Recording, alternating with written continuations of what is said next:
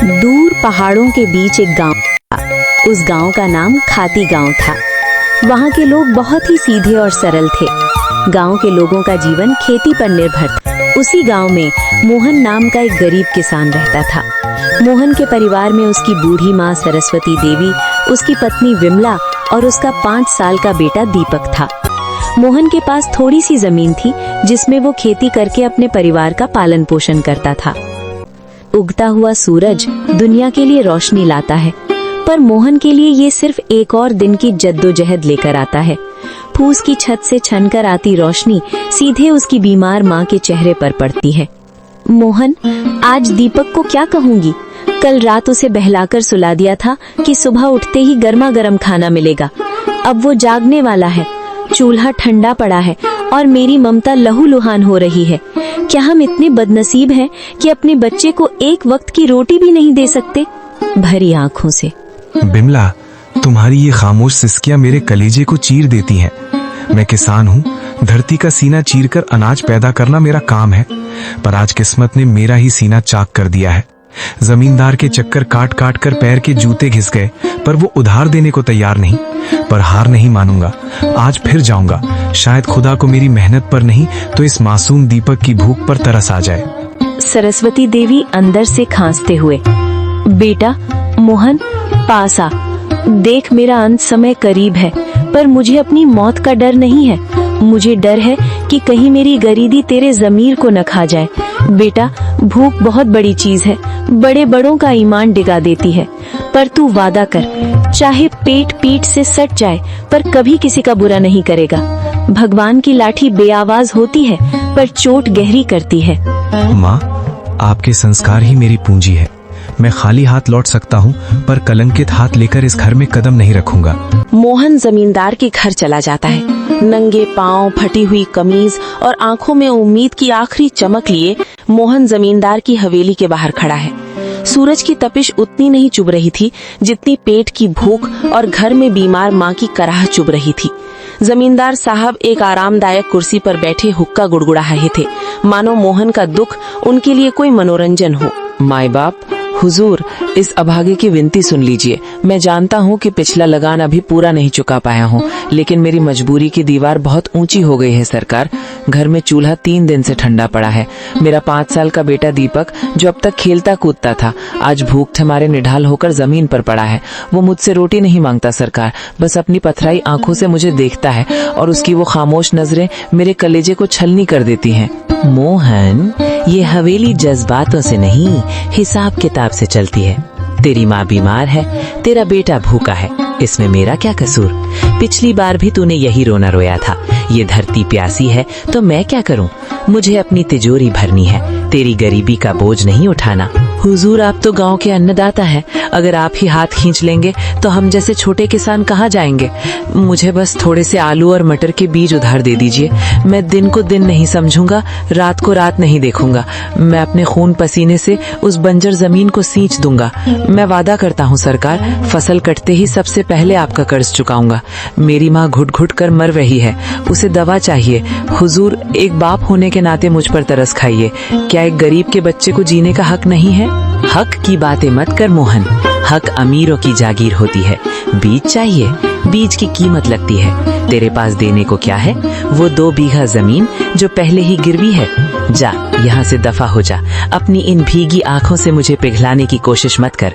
जब तक पिछला हिसाब बराबर नहीं होता, तुझे एक दाना भी उधार नहीं मिलेगा। हुजूर, आज आप मुझे यहाँ से खाली हाथ भेज रहे हैं, पर याद रखिएगा, गरीब की आह बहुत गहरी होती है।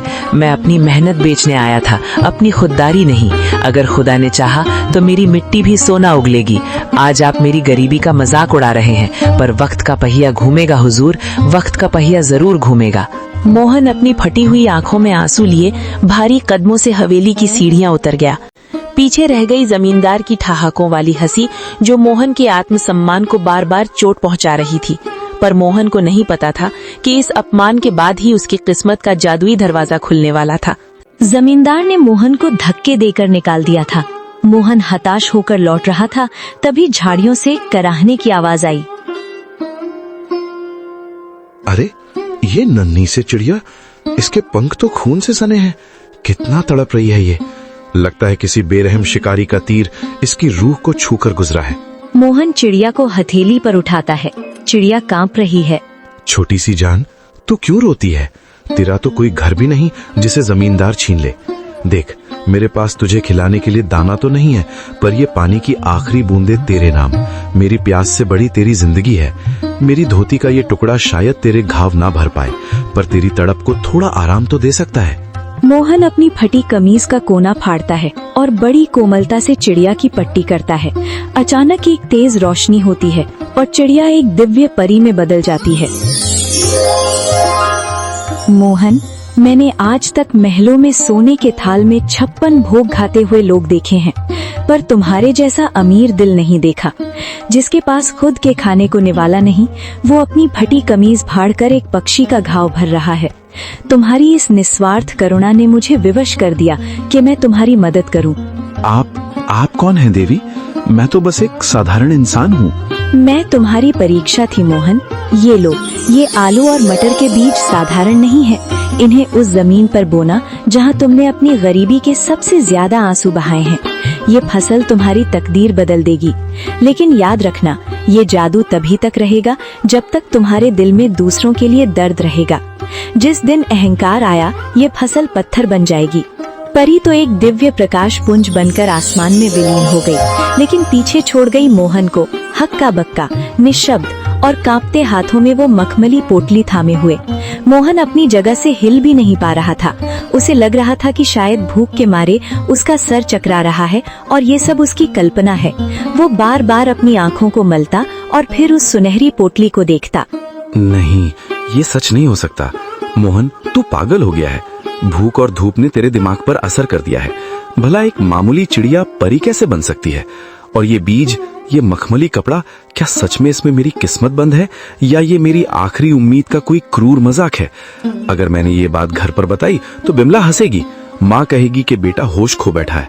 पर ये पोटली, इसका स्पर्श कितना कोमल है, जैसे किसी ने रूह को सहला दिया हो। वो पगडंडी पर चलते हुए बार बार पीछे मुड़कर देखता, जैसे उसे उम्मीद हो कि वो चिड़िया फिर से कहीं चहकती हुई मिल जाएगी। उसके मन में डर और उम्मीद की एक जंग चल रही थी। पैर थक कर भारी हो रहे थे, पर दिल की धड़कनें किसी अनहोनी की आहट से तेज थीं। मोहन जैसे ही घर पहुंचा, उसने देखा कि दीपक आंगन में मिट्टी से खेल रहा है और बिमला चूल्हे के पास बैठी सूखी लकड़ियां बटोर रही है। मोहन का चेहरा उतरा हुआ था, पर आंखों में एक अजीब सी चमक थी। मोहन, आ गए तुम? क्या हुआ? जमींदार ने कुछ दिया? तुम्हारे हाथ खाली क्यों हैं? और तुम ऐसे कांप क्यों रहे हो, जैसे कोई डरावना सपना देख लिया हो? बिमला, माँ, जल्दी इधर आओ। आज जो हुआ, अगर मैं अपनी आंखों से न देखता तो कभी यकीन न करता। मैं पागल नहीं हुआ हूँ, पर आज कुदरत ने मुझसे बात की है। क्या हुआ बेटा? तू इतना घबराया हुआ क्यों है? शांत हो जा, पहले पानी पी। माँ, आज रास्ते में मैंने एक घायल चिड़िया की जान बचाई। उसे पानी पिलाया, अपनी कमीज फाड़कर उसकी पट्टी की, और फिर पलक झपकते ही वो चिड़िया एक नुमानी परी में बदल गई। उसने कहा कि वो मेरी परीक्षा ले रही थी। उसने मुझे ये बीज दिए हैं माँ। उसने कहा कि ये जादुई आलू और मटर हैं। अगर इन्हें सच्चे मन से बोया जाए तो ये हमारी तकदीर बदल देंगे। बिमला हैरानी और अविश्वास से, परी? मोहन, क्या कह रहे हो? कहीं भूख के मारे तुम्हारी तबीयत तो नहीं बिगड़ गई? इस जमाने में परियां कहाँ आती हैं? हमें मेहनत से रोटी नहीं मिल रही और तुम करिश्मे की बात कर रहे हो? बिमला, मुझे भी यकीन नहीं हो रहा था। रास्ते भर मैं खुद को यही समझाता रहा कि मैं सपना देख रहा हूँ। पर देखो इस पोटली को, क्या ये किसी गरीब किसान के घर की चीज लग रही है? माँ, जब उस परी ने मुझसे बात की तो मेरे दिल का सारा बोझ उतर गया। उसकी आवाज में वही ममता थी जो तुम्हारी आवाज में है। उसने कहा, जब तक मन साफ रहेगा ये फसल सोना उगलती रहेगी। बेटा, इस दुनिया में जो हम देख नहीं पाते, इसका मतलब ये नहीं कि वो होता नहीं है। तेरी ईमानदारी का सिला देने खुद विधाता किसी न किसी रूप में आते ही हैं। बिमला, शक मत कर, ये बीज नहीं, ये हमारे सब्र के आंसू। सुबह की पहली किरण के साथ जब मोहन अपने खेत पहुंचा तो उसकी आंखें फटी की फटी रह गईं। जहां कल तक धूल उड़ती थी, आज वहां घुटनों तक ऊंची हरी भरी फसल लहलहा रही थी। बड़े बड़े चमकदार आलू और मोतियों जैसे मटर के दाने। तभी वहां से काला गुजरा। काला हैरानी और चिढ़ के साथ, अरे मोहन, ये क्या तमाशा है? कल शाम तक तो यहाँ मिट्टी उड़ रही थी और आज एक ही रात में इतनी बड़ी फसल। कौन सा गड़ा हुआ खजाना हाथ लग गया है तेरे? या कहीं शहर से कोई चोरी का माल लाकर यहाँ गाड़ दिया है? नहीं काला भाई, ये ना कोई चोरी है और ना कोई तमाशा। ये तो ऊपर वाले की मेहरबानी है। कल एक घायल चिड़िया की मदद की थी, बस उसी की दुआओं ने आज ये रंग दिखाया है। देख भाई, कितने सुंदर आलू और मटर है, तू भी थोड़े घर ले जा। दुआएं? चिड़िया मुझे बेवकूफ समझता है। ये जरूर कोई काला जादू है। जोर से, मुझे तेरे खैरात की जरूरत नहीं है मोहन। याद रख, जो रातों रात उगता है वो रातों रात ढल भी जाता है। काला के मन में शांति नहीं थी। वो जानना चाहता था कि मोहन को ये सब मिला कैसे। वो बिल्ली के कदमों से मोहन के टूटे हुए घर के पीछे पहुंचा और खिड़की से कान लगाकर सुनने लगा। अंदर मोहन, बिमला और माँ बातें कर रही हैं। मोहन, मुझे अब भी यकीन नहीं होता। वो सुनहरी परी सच में हमारे लिए फरिश्ता बनकर आई थी। उसने कहा था ना कि जब तक दिल साफ रहेगा ये फसल बढ़ती रहेगी। हाँ बिमला, उसने उसी बरगद के पेड़ के पास दर्शन दिए थे जहाँ से मैं रोते हुए लौट रहा था। वो दिव्य प्रकाश, वो ममता भरी आंखें, मैं कभी नहीं भूल सकता। काला भाई को शक हो रहा था, पर उसे कैसे समझाऊं कि ये सब दया का फल है। काला खिड़की के बाहर बुदबुदाते हुए, अच्छा तो ये बात है। बरगद का पेड़, परी और सुनहरी पोटली। अगर उस भीख मंगे मोहन को परी मिल सकती है तो मैं तो उससे कहीं ज्यादा चालाक हूँ। मैं भी कल उसी पेड़ के पास जाऊंगा और उस परी से सब कुछ छीन लूंगा। काला सुबह सुबह उसी बरगद के पेड़ के नीचे पहुंच गया। उसने एक जाल बिछाया और एक चिड़िया के आने का इंतजार करने लगा। उसने सोचा कि वो किसी चिड़िया को घायल करेगा और फिर उसकी मदद का नाटक करेगा। कहाँ है वो परी? ओ चिड़िया, बाहर निकल। देख, मैं तेरे लिए कितने दाने लाया हूँ। बस एक बार मेरे सामने आ जा और मुझे वो मखमली पोटली दे दे। मुझे आलू मटर नहीं, मुझे सोना चाहिए, चांदी चाहिए। मैं उस मोहन से बड़ा आदमी बनना चाहता हूँ। काला घंटों चिल्लाता रहा। कभी रोने का नाटक करता तो कभी लालच में पेड़ की टहनियां हिलाता, लेकिन वहाँ सन्नाटा छाया रहा। अचानक एक तेज ठंडी हवा चली और एक आकाशवाणी हुई। काला, प्रार्थना हृदय से की जाती है, लालच से नहीं। मोहन ने एक जान बचाने के लिए अपनी कमीज फाड़ी थी और तू एक जान लेने के लिए जाल बिछा रहा है। जा, तुझे कुछ नहीं मिलेगा क्योंकि तेरा मन ईर्ष्या की राख से भरा है। लालच की फसल कभी मीठी नहीं होती। नहीं, ये नाइंसाफी है। उस गरीब को सब कुछ और मुझे कुछ नहीं। अगर मुझे नहीं मिला तो मैं मोहन का भी कुछ नहीं रहने दूंगा। मैं आज रात उसके खेत को शमशान बना दूंगा। मोहन ने पहली फसल घर लाई। बिमला ने जब आलू और मटर की सब्जी बनाई तो उसकी खुशबू पूरे गांव में फैल गई। बीमार माँ ने जैसे ही एक निवाला खाया, उनके चेहरे पर रौनक आ गई। पिताजी, ये आलू तो बहुत मीठे हैं। क्या ये सचमुच हमारे खेत के हैं? अब मुझे स्कूल जाने के लिए नया बस्ता मिलेगा ना? हाँ मेरे बच्चे, अब हम कभी भूखे नहीं सोएंगे। बिमला देखो, भगवान ने सुन ली। आज माँ की आंखों में चमक देखी? ये उन जादुई बीजों का ही प्रताप है। बिमला आंखों में आंसू भरकर, मैं तो डर गई थी मोहन। मुझे लगा था कि गरीबी हमारी पहचान बन गई है, लेकिन आज पहली बार लग रहा है कि हमारे घर में भी लक्ष्मी ने कदम रखा है। पर मुझे उस काला से डर लगता है। उसकी नजरें हमारे खेत पर जमी हैं। देखो, तुम्हें जो चाहिए सब मिलेगा। खूब खाओ पियो, मजे की जिंदगी जियो, लेकिन बस मुझे एक बच्चा पैदा करके दे दो। कुछ दिनों के बाद, मम्मी, बच्चे के लिए आपने मेरी शादी चमेली के साथ करवा तो दी, लेकिन दिन और रात का चैन मिट गया है। सारा दिन शीतल और चमेली की बहस चलती रहती है। अब शीतल को इस घर में रखने से क्या होगा? मैं तो कहती हूँ उसे घर से निकाल दो, है भी किस काम की। मैं ऐसा नहीं कर सकता माँ, वो मेरी पत्नी है, उससे बहुत प्यार करता हूँ मैं। तुम्हारी पत्नी चमेली है, चमेली, उससे प्यार करो। अरे तुम्हारे बच्चे को जन्म देने वाली है वो। अभिमन्यु, मैं खुद ही इस घर से चली जाती हूँ। वैसे भी अपने ही घर में नौकरों की तरह रहकर परेशान हो चुकी हूँ। घर की नौकरानी मेरे ऊपर हुक्म चलाती है। वो तुम्हारी पत्नी बन चुकी है। अब मेरा इस घर में क्या काम? अभिमन्यु के बार बार रोकने पर भी शीतल उस घर से चली जाती है। कुछ दिनों के बाद चमेली एक बच्चे को जन्म देती है। भगवान ने मेरी सुन ली, मेरे बेटे का घर भर गया, उसका अपना बच्चा इस दुनिया में आ गया। मम्मी जी, बच्चे को हाथ लगाने से पहले मेरी एक शर्त सुन लो। तुम कहना क्या चाहती हो चमेली? आपकी मम्मी को बहुत शौक था ना अपने पोते को खिलाने का। अब देखो, इस दुनिया में हर चीज की कोई ना कोई कीमत तो होती है। तुम अपनी आधी प्रॉपर्टी मेरे नाम कर दो, बच्चा तुम्हारे नाम।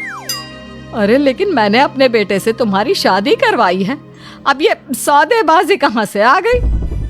जो औरत अपनी बहू को घर से निकाल कर एक नौकरानी के साथ अपने बेटे की शादी करवा दे, वो तो सौदेबाजी कर ही सकती है ना। उसका कैसे भरोसा कर सकते हैं?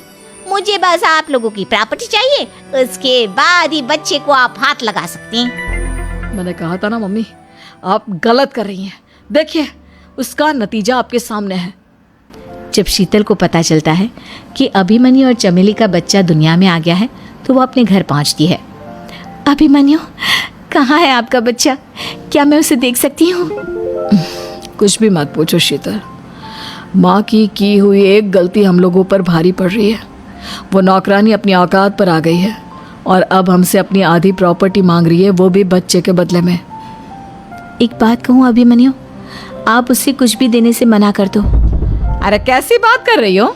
मेरे बेटे की औलाद है उसके पास, ऐसे कैसे मना कर दे? मम्मी जी, वो अभिमन्यु का बच्चा नहीं है, वो चमेली और उसके बॉयफ्रेंड का बच्चा है। ये तुम क्या कह रही हो शीतल?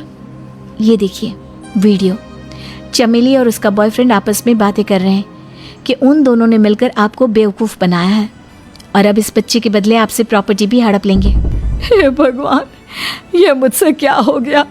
ना तो बच्चा मिला और अपने बेटे की नौकरानी के साथ शादी करवा दी सो अलग। अब क्या होगा? मुझे माफ कर दो शीतल, मेरी वजह से तुम्हें बहुत तकलीफ हुई है। अभिमन्यु, मैंने कहा ना, उस नौकरानी को उसके बच्चे सहित इस घर से बाहर निकाल दो। लगता है मेरे अभिमन्यु का बाप बनने का सपना अधूरा ही रह जाएगा। अभिमन्यु, अपनी मम्मी से कहो कि परेशान ना हो। आपको याद है एक बार हम एक IVF सेंटर गए थे, मैंने फिर से वहाँ जाकर बात की थी और आपको पता है इस बार मैं प्रेग्नेंट हूँ, क्योंकि हमने वहाँ पर प्रोसीजर करवाया था जिसकी वजह से मैं प्रेग्नेंट हो गई थी और इस बात का पता मुझे बस कुछ महीने पहले ही लगा है। हमारा बच्चा इस दुनिया में आने वाला है अभिमन्यु। मुझे माफ कर दो शीतल बहू, मुझसे बहुत बड़ी गलती हो गई। कोई बात नहीं माँ, लेकिन अब हमें उस धोखेबाज नौकरानी को इस घर से बाहर निकालना है और इस घर की मालकिन को वापस घर लाना है, वो भी अपने बच्चे के साथ।